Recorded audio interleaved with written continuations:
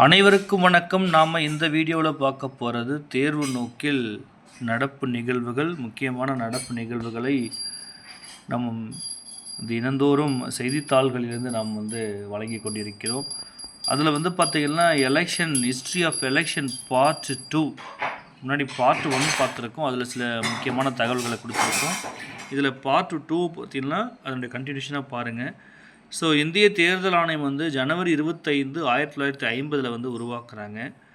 நம்மளுடைய முதல் பொது தேர்தல் பார்த்திங்கன்னா 1952 முதல் 1990 வரை தேர்தல்களில் வண்ணப்பெட்டி வாக்கு முறையும் வாக்குச்சீட்டு முறையும் நடைமுறையில் இருந்தது.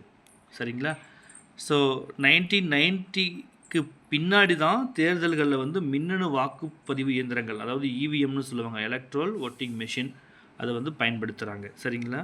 ஸோ 1952 தொடங்கி தற்போது வரை பார்த்திங்கன்னா 2024 ஆண்டு வரை 18 முறை இந்தியாவில் மக்களவை தேர்தல்கள் நடைபெற்றுள்ளது. சரிங்களா? ஏன்னா ஃபஸ்ட்டு 1952 தான் எலெக்ஷன் ஸ்டார்ட் ஆகுது. ஸோ 2024 லோக்சபா எலெக்ஷன் பார்த்திங்கன்னா 18 முறை இந்தியாவில் நடந்திருக்கு. சரிங்களா? ஸோ தமிழகத்தில் பார்த்திங்கன்னா 1952 தொடங்கி 2021 வரை 16 முறை சட்டப்பேரவை தேர்தல் நடைபெற்றுள்ளது. ரொம்ப முக்கியமான எக்ஸாம் பாயிண்ட் ஆஃப் வியூங்க. இந்தியாவில் 18 முறை, சரியா, 18 முறை லோக்சபா எலெக்ஷன். அதனால தான் பிரதமர் நரேந்திர மோடி 18வது பிரதமர்னு சொல்லுவாங்க. ஸோ அதே போல் தமிழ்நாட்டில் பார்த்திங்கன்னா சட்டப்பேரவை தேர்தல் 16 முறை நடைபெற்றுள்ளது 2021 வரைக்கும். இப்போ நடக்கிறது 17வது சட்டப்பேரவை தேர்தல். சரிங்களா? ஸோ அடுத்து பாருங்கள், 1620 ஆண்டு தேர்தல் அறிக்கை என்னும் சொல் முதலில் பயன்பாட்டுக்கு வந்தது. ரொம்ப முக்கியமான பாயிண்ட்டு. 1620 தேர்தல் அறிக்கை. ஏன்னா இப்போ நம்ம ஆளுங்க பார்த்திங்கன்னா அனைத்து கட்சியினரும் கொடுப்பாங்க தேர்தல் அறிக்கைகள். நான் இலவச பஸ் கொடுக்குறேன், நான் 8000 ரூபாய் பார்த்திங்கன்னா கூப்பன் கொடுக்குறேன், கல்வி கடன் ரத்து, விவசாய கடன் ரத்து, இதெல்லாம் தேர்தல் அறிக்கைகள். இந்த வார்த்தை 1620 பார்த்திங்கன்னா சொல்லியிருக்காங்க. சரிங்களா?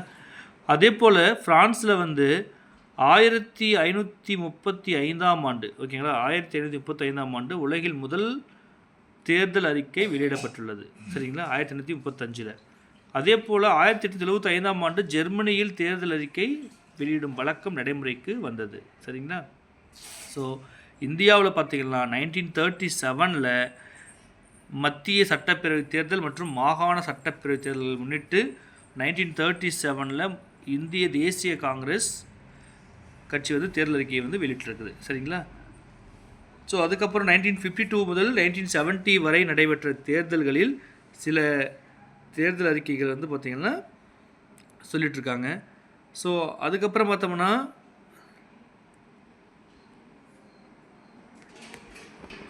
2000க்கு பிறகு இப்போ 25 ஆண்டுகளாக பார்த்திங்கன்னா இந்த தேர்தல் அறிக்கை என்பது ஒரு மிகச்சிறந்த உக்தியாக பார்க்கப்படுகிறது. சரிங்களா? ஸோ முக்கியமான பாயிண்ட்டு, இந்தியாவில் 18 முறை மக்களவை தேர்தல், தமிழ்நாட்டில் 16 முறை சட்டப்பேரவை தேர்தல் நடைபெற்றுள்ளது. தற்போது நடைபெறுகிற சட்டப்பேரவை தேர்தல் 17வது சட்டப்பேரவை தேர்தல். சரிங்களா? நம்ம அடுத்து பார்க்க போகிற தலைப்பு ரொம்ப முக்கியமானது, மகளிர் இடஒதுக்கீடு சட்ட திருத்தம். சரிங்களா? ஏன்னா பார்த்திங்கன்னா இது 2023 நாடாளுமன்றத்தில் நிறைவேற்றுறாங்க. இன்னும் சட்டமாக மாற்றப்படவில்லை. இது என்னென்னா, மக்களவையிலும் சட்டப்பேரவைகளிலும் மகளிருக்கு பார்த்திங்கன்னா 33% இடஒதுக்கீட்டை கொடுக்கறது. இது 2029 ஆண்டு முதல் அமல்படுத்தப்பட வேண்டும் என்ற நோக்கத்திற்காக இந்த மகளிர் இடஒதுக்கீடு சட்டத்திருத்த மசோதா பார்த்திங்கன்னா கொண்டு வர போகிறாங்க. இதனால் என்னென்னா 543 இருக்கிற பார்லிமெண்ட்டில் மக்களவை எண்ணிக்கை பார்த்திங்கன்னா 816ஆக அதிகரிக்க வகை செய்யும் சட்டம் இதை பார்த்திங்கன்னா கொண்டு வர போகிறாங்க. சரிங்களா? ஸோ எப்படி இதை சக்ஸஸ் பண்ண போகிறாங்கன்னு நம்ம பார்க்கலாம். ஓகே. ஸோ இன்றைக்கி பார்த்திங்கன்னா தமிழ்நாட்டில் பார்த்திங்கன்னா தமிழ் புத்தாண்டு. ஸோ சித்திரை மாதம் என்பது விவசாயத்திற்கான முன்னேற்பாடுகளை தொடங்கும் காலம். சரிங்களா? சித்திரை மாதம் என்பது விவசாயத்துக்கான முன்னேற்பாடுகளை தொடங்கும் காலம். சரிங்களா? ஸோ என்ன பண்ணுவாங்கன்னா பார்த்திங்கன்னா விவசாயத்துக்கான நிலம் பண்படுவதற்கான பணிகளை விவசாயிகள் ஆரம்பிப்பார்கள். சரிங்களா? ஸோ இது போல் தான் பார்த்திங்கன்னா ஒரு நாட்டிலையும் இந்தியாவில் நடக்கப்போகிற பஞ்சாபில் மக்கள் பைசாகி அறுவடை திருவிழா, அதே போல் பைசாகியை அறுவடை திருவிழாவை கொண்டாடுறாங்க. தெற்கில் கேரளத்தில் விஷு அப்படின்னு சொல்கிறாங்க. அங்கே கணிக்காணல் முக்கியமான வழக்கமாக இருந்து வருகிறது. வடகிழக்கு மாநிலமான அஸ்ஸாமில் வந்து பிஜுன்னு சொல்கிறாங்க. மேற்கு வங்க மக்கள் வந்து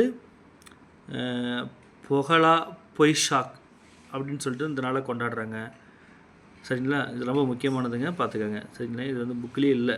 அஸ்ஸாம் மக்கள் பிஜு இருக்குது, மேற்கு வங்க மக்கள் வந்து பொகலா பொய்ஷாக் அப்படின்னு கொண்டாடுறாங்க, அதை பார்த்துக்கோங்க.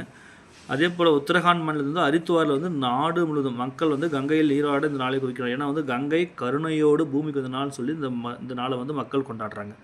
தெலுங்கு பேசும் மக்கள் யுகாதின்னு சொல்கிறாங்க. ஓகேவா? அதே போல் மராத்தி மற்றும் கொங்கணி மக்கள் வந்து பார்த்திங்கன்னா குடிபடுவா அப்படின்னு சொல்லிட்டு அந்த புத்தாண்டை வந்து கொண்டாடுறாங்க. சரிங்களா?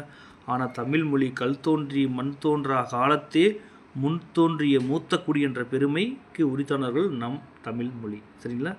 ஸோ அதை பார்த்துக்கோங்க. ஓகே. ஸோ இந்த மாதிரி வந்து பார்த்திங்கன்னா தினமும் உங்களுக்கு முக்கியமான நியூஸ் நான் அப்புறங்க பூமி சூரியனை ஒருமுறை சுற்றி வர 365.25 நாட்கள் ஆகிறது. இந்த கால அளவு வீட்டின் அடிப்படையில் நமது